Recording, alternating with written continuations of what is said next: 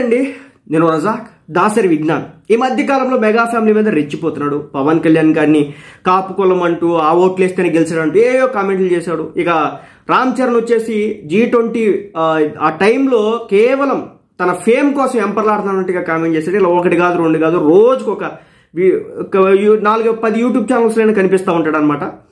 So అసలు మనోడు ఎందుకు చేస్తాడు, దేనికోసం చేస్తాడు, ఏంది కథ, ఎలా మాట్లాడతాడు, దేనికోసం మాట్లాడుతున్నాడు, ఈ మధ్యకాలంలో మెగా అభిమానులు విపరీతంగా హట్ అయిపోతున్నారు. అంత అవసరం ఉందా, ఇతగాడి కోసం అంత టైం మనం స్పెండ్ చేయాలా, మినిమం సో స్పెండ్ చేయడానికి అవసరం ఉందా అనే దానికి సంబంధించి మీరు తప్పనిసరిగా ఈ వీడియో చూస్తే క్లారిటీ అయితే వస్తుంది. ఇలాంటి వ్యక్తుల్ని ఎక్కడ ఎలా పెట్టుకోవాలో అలా పెట్టాలి, అర్థమైందా? ఒక కత్తి మహేష్ని ఎంకరేజ్ చేసినారు, ఒక శ్రీరెడ్డిని ఎంకరేజ్ చేసినారు, ఒక పోసాని కృష్ణమురళి, ఒక బోరిగడ్డ అనిల్. అదే అచ్చే ఎందుకు, ఇంకా తెలిసి కూడా ఇంకేంటి, ఏం చేయగలుగుతారు? పవన్ కళ్యాణ్ కొడతారా, తిడతారా? మెగా ఫ్యామిలీని ఏం చేయగలుగుతారు? ఆ శిఖరాలను ఏం చేయగలుగుతారు? వీళ్ళు ఏమీ చేయలేరు. మీరు రెచ్చిపోయి రోజు కామెంట్లు పెట్టడం, దాన్ని నేను చూడడం, ఈ మధ్యకాలంలో మరీ నిన్న ఫేస్బుక్ ద్వారా కావచ్చు, ట్విట్టర్ ద్వారా కావచ్చు, యూట్యూబ్లో కావచ్చు కొంతమంది మాట్లాడుతూ ఉండడం. సో నేను ఒకటైతే చెప్తా, ఇతగాడికి సంబంధించి ఒక కేసు కూడా ఉంది, 2019లోని కేసు నమోదైందనమాట. దాని అన్నిటికి సంబంధించి మీకు నేను సరైన సమాధానం చెప్తా. నమస్తే అండి, నేను రజాక్. ఈ మధ్య కాలంలో సోషల్ మీడియాలో ఎక్కువగా వచ్చే కామెంట్స్లో ముఖ్యంగా ఏంటంటే దాసరి విజ్ఞాన్ అంట. సో అతగాడి గురించి ఎక్కువగా కామెంట్ చేయడం జరుగుతుంది. మరి ముఖ్యంగా మెగా ఫ్యామిలీని, మెగా ఫ్యాన్స్ని, పవన్ కళ్యాణ్ గారిని, రామ్ చరణ్ గారిని, చిరంజీవి గారిని చాలా అతిగా టార్గెట్ చేస్తూ రెచ్చిపోవడం అయితే జరుగుతుంది.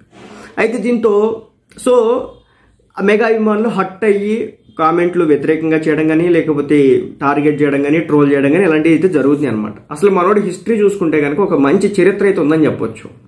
ఎందుకంటే ఇలాంటి వాళ్ళకి సినీ క్రిటిక్ అని చెప్పేసి ఒక పేరు అయితే పెట్టుకుంటారు. పెట్టుకొని ఇంకేం లేదు, విమర్శించడమే పని. లేచిన కాడ నుంచి ఎక్కడ దాకా ఒక సింగిల్ డేలోనే దాదాపు 5-6 యూట్యూబ్ ఛానల్కి ఇంటర్వ్యూలు ఇచ్చుకుంటూ పోతాడు అనమాట. ఇంకా జీవన భృతది అనుకోవడమే. నేను ఇక్కడ ఒక విషయం అయితే చెప్తాప్పుడు, దాసరి విజ్ఞాన్ కావచ్చు, కత్తి మహేష్ కావచ్చు, పోసాని కృష్ణమురళి కావచ్చు, లేదంటే మరికొంతమంది ఇప్పుడు బోరిగడ్డ అనిల్ కావచ్చు. సో వీళ్ళందరూ కూడా ఒకే టైపు మెంటాలిటీతో, అదేవిధంగా ఒకే లెవెల్లో మాట్లాడేటటువంటి వ్యక్తులు. ఏమంటే ఏం లేదు, వీళ్ళు ఉదాహరణకి దాసరి విజ్ఞాన్ అనే అతని వ్యక్తిగత విషయాల దగ్గర కూడా పోదాంలే. కానీ ఫస్ట్ ఏంటంటే వీళ్ళకు ఒక మైలేజ్ కావాలా, వీళ్ళకు ఒక పేరు కావాలా. సో పేరు కావాలంటే ఏం చేయాలా, ఎవరినైనా ఒకరిని టార్గెట్ చేయాలా. ఎవడో సాఫ్ట్ టార్గెట్గా ఉంటాడు, సో వాళ్ళని టార్గెట్ చేయడం. వాళ్ళని టార్గెట్ చేసిన తర్వాత వాళ్ళని క్రిటిసైజ్ చేస్తూ ఉంటే వాళ్ళ అభిమానులు హట్ అవుతూ ఉంటారు. దాన్ని ఇంకా పెంచుకుంటూ పోవడం అంటే ఎలా ఉంటుందంటే, ఇప్పుడు పుండు మీద కారం చల్లడం అంటారు కదా, సో ఆ మాదిరి చల్లుకుంటూ పోతారు అన్నమాట. ఇది ఇప్పుడు నుంచి వచ్చే స్ట్రాటజీ కాదు, పాత స్ట్రాటజీనే. కానీ ఏంటంటే ఈ అభిమానులు ఇంకా కూడా మారట్లేదు. మా హీరోని తిట్టేశాడు, మా హీరోని తిట్టేశాడు, మా పవన్ కళ్యాణ్ తిట్టేశాడు, మా రామ్ చరణ్ తిట్టేశాడు. ఏంటంటే తిడితే ఏంది? హట్ అయితే ఎవరు హట్ అవ్వాలి? చిరంజీవి గారు హట్ అవ్వాలి, పవన్ కళ్యాణ్ గారు హట్ అవ్వాలి. మనం హట్ అవుతాం, కరెక్టే, కౌంటర్ ఇస్తాం. కానీ వాళ్ళ దగ్గర నుంచి లేదు కదా. నా బాధ అదే. ఇప్పుడు కత్తి మహేష్ అనే వ్యక్తి దాదాపు 6 నెలల పాటు టీవీ ఛానల్లో కూర్చొని డిబేట్లో ఇష్టం వచ్చినట్టుగా మాట్లాడి మెయిన్ స్ట్రీమ్ ఛానల్ అడ్డగోలుగా కారుకోతలు కూసినాడు. మీరు చూడండి, అన్ని కారుకోతలు కూసినా కానీ మెగా ఫ్యామిలీ ఏ రోజైనా అతని మీద చర్యలు తీసుకోవడానికి ప్రయత్నాలు చేసిందా?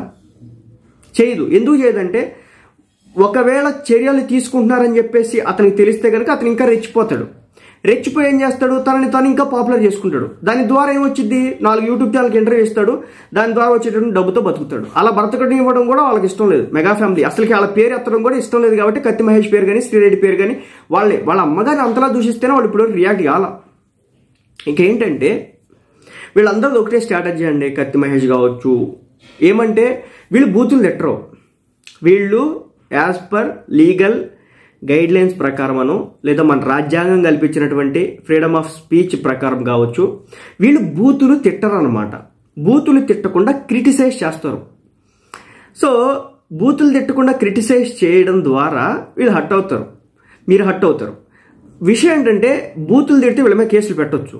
కానీ వీళ్ళు బూతులు తిట్టరు. వీళ్ళు ఎంతసేపు ఏం క్రిటిసైజ్ చేస్తారు, అక్కడ అది చేశారంట, ఇక్కడ ఇది చేశారంట, అలా చేశారంట. రామ్ చరణ్ గురించి మాట్లాడుతూ ఒక వీడియో నేను చూసిన. రామ్ చరణ్ గారి గురించి మాట్లాడుతూ రామ్ చరణ్ తెగ ఎంపర్లాడిపోతున్నాడు, దేనికోసం, పాపులారిటీ కోసం, దానికోసం, దీనికోసం అని చెప్పేసి. రామ్ చరణ్ పాపులారిటీ కోసం ఎంపర్లాడడం ఏంటారు ఆయన? RRR సినిమా వచ్చి ఎప్పుడైంది, ఆయన కథ ఏంది, ఆయన సినిమా ఏంది, ఆయన వ్యవహారం ఏంది, ఏ విధంగా పోతున్నాడు, ఆయన ఎక్కడ పాపులారిటీ కోసం ఎంపర్లాడాలి ఇంకా నాకు తెలియక అడుగుతా. సో ఆ విధంగా వాళ్ళు మాట్లాడతారనమాట. అంటే అభిమానులని హట్ చేసే విధంగా మాట్లాడతారు. అదేవిధంగా కులాలకు సంబంధించి ఒక వీడియో అయితే వైరల్ అయింది. ఏమయ్యా, పవన్ కళ్యాణ్ తన సొంత కులం ఎవరైతే కాపు కులస్తులు ఉన్నారో వీళ్ళే గెలిపించినారు. అవును, పవన్ కళ్యాణ్ ఉత్త కాపు కులం వాళ్ళే గెలిపించినారు, ఇంకెవ్వడు గెలిపించలే. మరి 21 స్థానాలు, వివిధ నియోజకవర్గాలు 21 స్థానాలు నిలబడినారు. అందరూ కాపులే ఉన్నారా ఏమి? కాదు కదా. ఇప్పుడు ముస్లిం కమ్యూనిటీస్ నుంచి ఓటు పడ్డాయి, క్రిస్టియానిటీస్ నుంచి ఓటు పడ్డాయి, హిందూయిజంలో అన్ని కమ్యూనిటీస్ నుంచి ఓట్లు పడ్డాయి. ఇంకేమంట? కాదు, ఓన్లీ కాపుల నుంచే ఓటు. అప్పుడు ట్రిగ్గర్ చేయడం అనమాట. కాబట్టి ఈ గేమ్లోకి మనం ఎంట్రీ ఇస్తే కనుక ఏమవుతుందంటే కౌంటర్లు ఇచ్చుకుంటూ పోవాలి. పెద్ద ఉపయోగం లేదండి. వాళ్ళకి కావాల్సింది కూడా అదే. ఎంతమంది ఎక్కువ మంది వాళ్ళ గురించి మాట్లాడుతూ ఉంటే వాళ్ళకి అంత ఫేమస్ అవుతారనమాట. రెండోది ఏంటంటే వాళ్ళకి కావాలని కోరుకుంటుంది కూడా అదే. 4 యూట్యూబ్ ఛానల్స్కి వెళ్ళి ఇంటర్వ్యూలు ఇచ్చుకుంటే ఎంతో కొంత పడేస్తారు. సో వాళ్ళ భుక్తి అది కాబట్టి వాళ్ళు చేసేటటువంటి పరిస్థితులు అది. మళ్ళీ చెప్తున్నాను, వీళ్ళ గురించి పట్టించుకొని టైం బొక్క. 2, వీళ్ళు మాట్లాడేటువంటి మాటలు హట్ చేసినప్పటికీ కూడా వీళ్ళు ఒక పరిధికి మించి మాట్లాడలేరు, బూతులు తిట్టలేరు, టార్గెట్ చేయలేరు, ఎక్స్ట్రీమ్ లెవెల్లో కామెంట్స్ చేయలేరు. చేస్తే కనుక వాళ్ళ మీద కేసులు అవుతాయి. వాళ్ళు ఎలా మాట్లాడతారంటే క్రిటిక్ అని పేరు పెట్టుకున్నాడు కదా, కాబట్టి క్రిటిసిజం చేస్తాడు అనమాట. కాబట్టి మనకి అంత థియేటర్ ఉంటే కనుక గంటల టైం ఉంటే కనుక మనం క్రిటిసైజ్ చేయొచ్చు. బట్ క్రిటిసైజ్ చేయడం వల్ల ఏం ఉపయోగం? ఇప్పుడు చిరంజీవి గారిని క్రిటిసైజ్ చేస్తే ఆయన ఆ స్థాయి వ్యక్తి, ఆయన ఒక శిఖరం. ఆయన క్రిటిసైజ్ చేస్తే కనుక ఆయన అపోజ్ చేసే వాళ్ళు ఎవరైతే ఉంటారో వాళ్ళు హ్యాపీ ఫీల్ అవుతారు. ఇప్పుడు పవన్ కళ్యాణ్ గారిని తిడితే వైసీపీ పార్టీ కార్యకర్తల క్యాడర్ అంతా కూడా హ్యాపీ అవుతుంది. రామ్ చరణ్ గారిని తిడితే అల్లు అర్జున్ అభిమానులంతా కూడా కొంతమంది హ్యాపీ అవుతారు. లేదంటే ఇప్పుడు జూనియర్ ఎన్టీఆర్ గారిని తిడితే కొంతమంది వేరే హీరో అభిమానులు హ్యాపీ అవుతారు. మహేష్ బాబు గారిని తిడితే కొంతమంది హీరో అభిమానులు హ్యాపీ అవుతారు. సో వీళ్ళు ఎంచుకున్నటువంటి ఎజెండా ఏంటంటే మెగా ఫ్యామిలీ ఒక సాఫ్ట్ టార్గెట్ అబ్బా. ఇప్పుడు నేను ఒక మాట చెప్తాను, ఎలా ఉంటుందంటే వ్యవహారం, వీళ్ళు మాట్లాడే భాష కారణంగా అభిమానులు మాత్రం హట్ అవుతారు. అభిమానులు వీళ్ళని హట్ అవడం కారణంగా వీళ్ళు వాళ్ళ యొక్క పరిధిని పెంచుకుంటారు. మీరు ఎంత హట్ అయితే వాళ్ళకి అంత యూజ్ అనమాట. అందుకే అన్నిసార్లు కామెంట్లు, ప్రతిరోజు వీడియోలో ఏదో కామెంట్ వచ్చింది అనమాట, ఈయన గురించి మాట్లాడనని. వీళ్ళ గురించి మాట్లాడడం వృధా, టైం బొక్క. ఈ పైసా ఉపయోగం లేదు. నిజం చెప్పాలంటే వీళ్ళ మీద చర్యలు తీసుకోవాలన్నా వీళ్ళు ఎక్స్ట్రీమ్ లెవెల్కి వెళ్ళి బూతులు మాట్లాడరు, లేదంటే థ్రెటనింగ్ కామెంట్స్ చేయరు. అలా చేస్తే వీళ్ళ మీద కేసులు పడితే వీళ్ళకి తెలుసు. అర్థమవుతుందా? సో కర్రెరకూడదు, పాము చావాలి అనే కాన్సెప్ట్లో మాట్లాడతారు. ఏంది రామ్ చరణ్ ఏం లేదు, ఒక గేమ్ చేంజర్ రేపు పొద్దున్న సినిమా వచ్చింది, ట్రైలర్ వస్తుంది. ట్రైలర్ వచ్చినప్పుడు ఏం చెప్తారు? నేను ముందే చెప్తా చూడండి, గేమ్ చేంజర్ ట్రైలర్లో రామ్ చరణ్ లుక్ బాగాలేదు.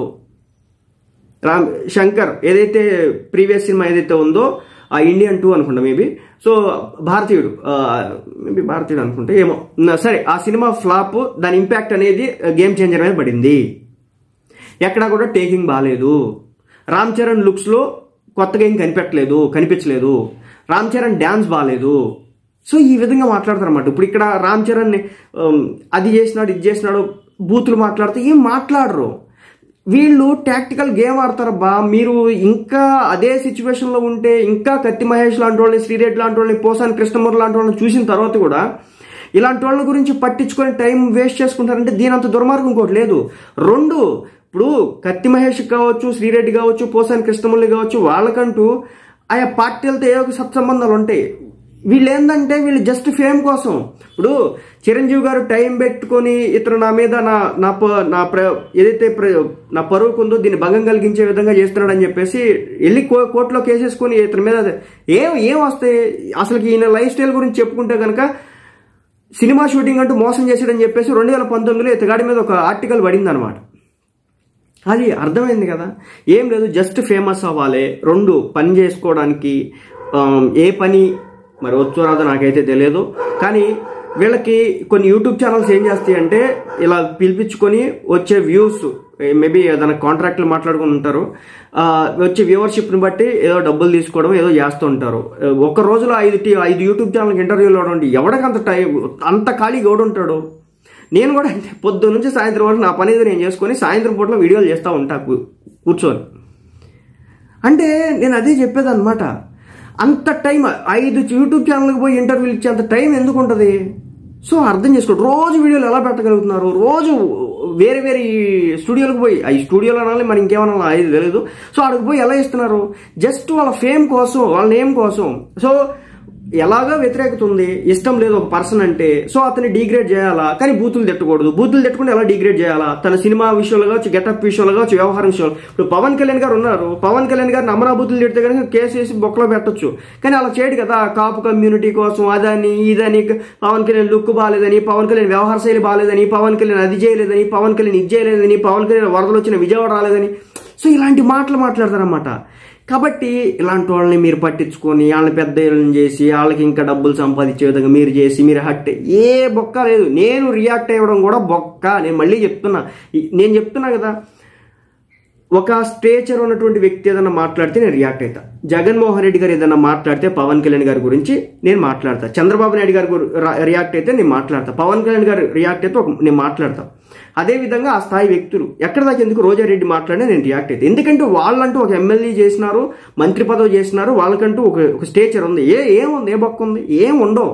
సో మనం స్టేచర్ ఎందుకు చెప్తా చూడండి. 2019 ఏప్రిల్ 11న సాక్షి పేపర్లో ఒక ఆర్టికల్ పడింది అనమాట. సినిమా షూటింగ్ అంటూ మోసం, కెమెరా అద్దెకు తీసుకుని విక్రయం, వచ్చిన డబ్బుతో జల్సాలు, నిందితుడిని అరెస్ట్ చేసిన పోలీసులు, నిందితుడు విజ్ఞాన్ దాసరి అని చెప్పేసి పెట్టినారన్నమాట.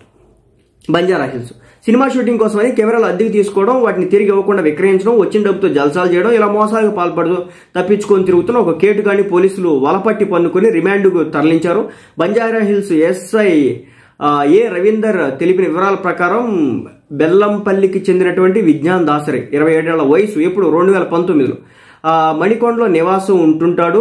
ఈవెంట్ ఆర్గనైజర్ అని చెప్పేసి ప్రచారం చేసుకుంటాడు. గత నెల 19న శ్రీ కృష్ణ సాగర్ లో సినిమా షూటింగ్లకు కెమెరాలు అద్దెకిచ్చే మహేష్ ను కలిసి తను సినిమా తీస్తున్నానని 2 రోజుల పాటు కెమెరా అద్దెకు కావాలని చెప్పి 6 లక్షలు విలువ చేసే కెమెరాని తీసుకెళ్లాడు. ఎంతకు తిరిగి రాకపోవడంతో ఫోన్ చేస్తే స్పందించలేదు. దీంతో బాధితుడు బంజారా హిల్స్ పోలీసులు ఫిర్యాదు చేశాడు. పక్కా నిఘా వేసినటువంటి పోలీసులు నిందితుడిని 2 రోజుల క్రితం అదుపులోకి తీసుకుని విచారించారు. అద్దెకు తీసుకున్నటువంటి కెమెరాలు 90,000కి విక్రయించి ఆ డబ్బుతో గోవాకు వెళ్లి జల్సాలు చేసినట్టు ఒప్పుకున్నాడు. కెమెరాను రికవర్ చేసినటువంటి పోలీసులు లోతుగా విచారించగా గతంలో కూడా మియాపూర్, జూబ్లీహిల్స్ పోలీస్ స్టేషన్ల పరిధిలో కెమెరాలు అద్దెకు తీసుకుని అమ్ముకొని జల్సాలు చేసినట్టు తెలిసింది. నిందితుడిపై ఐపీసీ సెక్షన్ 406, 420 కింద కేసు నమోదు చేసి బుధవారం రిమాండ్కి తరలించారు. ఇది మనోడి స్టోరీ. కాబట్టి ఇంకా మనం ఇలాంటి వాళ్ళని పట్టించుకుందామా? చాలా పనులు ఉన్నాయి మనకి. ఇలాంటి వాళ్ళని పట్టించుకుని వాళ్ళని పెద్దవాళ్ళని చేసి, ఇంకా ఒక మాట అయితే చెప్తా, వీళ్ళు ఎక్స్ట్రీమ్ లెవెల్కి వెళ్ళి ఒక బూత్ మాట లాంటిది ఏదన్నా మాట్లాడితే వీళ్ళని ఎక్కడ ఫిట్ చేయాలో ఆడ ఫిట్ చేయొచ్చు. వాళ్ళు అది మాట్లాడరు. ఎంతవరకు మాట్లాడాలో వాళ్ళకి తెలుసు, అంతే మాట్లాడతారు. ఒక వ్యక్తి నాకు నచ్చకపోతే ఎలా మాట్లాడాలో మీడియాలో ఉన్న ప్రతి ఒక్కడికి తెలుసు. అర్థమైంది కదా? లీగల్గా ఎలా ఇబ్బందులు రాకుండా ఉంటాయి అని అంతవరకే మాట్లాడతారు. అంతకుమించి ఏ బొక్క ఉండదు. ఒకవేళ ఎక్స్ట్రీమ్ లెవెల్కి వెళ్తే కనుక చిరంజీవి గారు లేదంటే మెగా ఫ్యామిలీ నుంచి ఎవరైనా ఒక కేసు పడైతే కనుక ఆల్మోస్ట్ క్లోజ్ అవుతుంది శాంతి. సో అది నేను చెప్పేది. మనంతటా మనం సోషల్ మీడియాలో ఎంత గింజుకుని, ఎంత బూతులు తిడితే, లేదంటే ఎంత రియాక్ట్ అయితే, ఎంత ట్రోల్ చేస్తే అతగాడికి అంత మంచిది అనమాట. అంతకుమించి ఏ బొక్క లేదు.